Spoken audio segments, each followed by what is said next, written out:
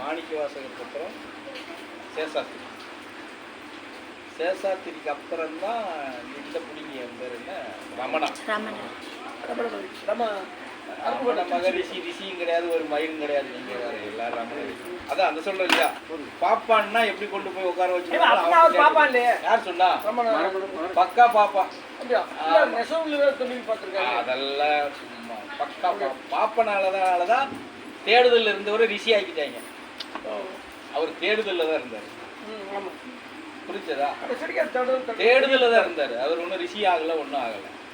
இவன் பாப்பனாருங்கிறதுனால அங்கே போய் எல்லா ஆசிரமத்துலையும் நீங்கள் போய் பார்த்தீங்கன்னா பாப்பனார் தான் நிர்வாகத்தில் இருப்பாங்க.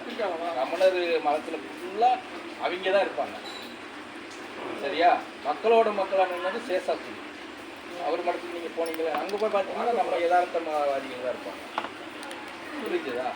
விஸ்ரீசாமியார் அவர் இப்போ வந்தவர். அவர் இப்போ தான் வந்தார். நம்ம உயிரோட இருக்கும்போதே பார்த்துக்கோமா. இப்போ வந்தவர். திருவண்ணாமலைக்கு பிரபலமானவங்க முதல் இவங்க தான். உபய நமச்சிவாயா அவர் தான் நம்பர் 1 அண்ணாமலையாருக்கு. அண்ணாமலையார் பிரபலப்படுத்தி எல்லாரும் கொடுப்பாங்க படுத்தினவர். அவருக்கு அப்புறம் மாணிக்கவாசகர், சேஷாத்திரி, இப்படி ஒவ்வொருத்தரமாக வந்து நிலை நிறுத்தினாங்க. சரியா? சேஷாத்திரி நடத்தினதெல்லாம் மிகப்பெரிய வேலை.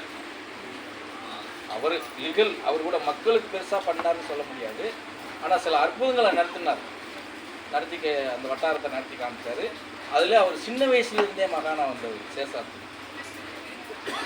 3 வயசுலேயே வெளிப்பட்டவர். 3 வயசுலேயே ஒரு மகானா வெளிப்பட்டு நடைமுறைக்கு வந்தவர் சேஷாத்திரி. அந்த மாதிரி அப்படித்தான் அந்த கோயில்கள் பிரபலமாச்சு. அது மாதிரி எல்லா இடத்துலையும். அதுக்கப்புறம் தான் அங்கே நிறைய சித்தர்கள் வர்றது போகிறது. இன்னைக்கு அது ஒரு சித்தர் கூடமாகவே ஆகிப்போச்சு. மடமாயிட்டாங்களே இது நடக்கிறது எல்லாமே. ரொம்ப மடமெல்லாம் சரியா?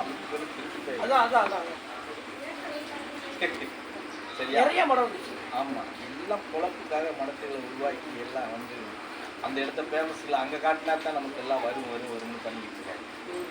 புரிஞ்சுதா? அதுக்கு முன்னாடி எல்லாம் எல்லா சித்தர்களுக்கு வந்து பிறப்பிடம் எதுன்னு கேட்டால் சதுரகிரி தான் முதல் இடம். சதுரகிரிக்கு அப்புறம் தான் மற்ற இடமெல்லாம். சரியா? இன்னைக்கும் சதுரகிரி தான் முதல் இடம். இன்னைக்கும் சதுரகிரி தான் முதல் இடம். சித்தர் அடங்கியிருக்காரா? ஆமாம், சித்தர் அங்கே இருக்காங்க. சுற்றி மலையை சுற்றி இருக்காங்க. அடங்கின சிவன் இருக்குல்ல, அந்த இடத்துல சித்தர் இருக்கா? சித்தர் உள்ள இருக்கா? ஆமாம், உள்ள இருக்காரா? இருக்காரு. எப்பயுமே சதுரகிரி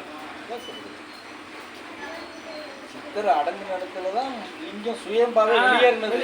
அதை முதல்ல புரிஞ்சுக்காங்க. கரெக்ட். அந்த முதல் சுயம்பு அது சித்தர் தான். அவர் அடங்கின இடத்துல தான் அவர் லிங்கமா வெளியேறினார். அதுதான் உண்மை. இன்னைக்கும் உண்மையான மனநிலையோட மலை ஏறினால் நீங்க நிறைய சித்தர்களை பார்க்கலாம். பல வடிவத்துல வருவாங்க, எதிர்பாராம வருவாங்க. சரியா? உணர தெரிஞ்சுக்கிட்டா அது உணர்வுகளை கண்டுபிடிக்கிறது தான்.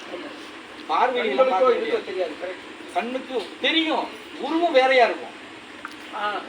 பல உருவங்கள் வருவாங்க. 4 கால் சீவன் நாய்க்குட்டியா வருவாங்க, குரங்கா வருவாங்க, பசுமாடா நிறைய வருவாங்க, சர்ப்பமா வருவாங்க. ஆனா அவங்க நமக்கு வந்து எந்த இடைஞ்சலும் கொடுக்க மாட்டாங்க. புரிஞ்சுதானே சொல்றது? ஆனா உணர தெரிஞ்சுக்கிட்டா இது இவங்க அப்படின்னு தெரிஞ்சுக்கலாம். புரிஞ்சுங்க. இப்போ நான் 3 முறை போகும்போது இப்போ சமீப காலத்தில் 3 பேர் கூட வந்தவங்களுக்குலாம் இந்த இடத்துல இவங்க வருவாங்க, இந்த இடத்துல இவங்க வருவாங்க, பார்த்துக்கங்கடா அப்படின்னு சொல்லியே கூட்டிகிட்டு போவோம். கீழேருந்து மேலே போகிறதுக்குள்ள 6 இடத்துல சந்திப்பாங்க. திருப்பி வரும்போது 6 இடத்துல சந்திப்பாங்க. இவங்க கொஞ்ச நேரம் அங்கே உட்காந்து அவங்களோட பேசிட்டு தான் வருவேன் நான். புரிஞ்சுதா? உணர்வு தெரிஞ்சவங்க கண்டுக்கலாம். அது சதுரகிரி இன்னைக்கும் உண்டு. ஆனால் இன்னைக்கு போகிறவங்க சதுரகிரியெல்லாம் வந்து உணர்ந்து போகிறாங்க அப்படின்லாம் சொல்ல முடியாது.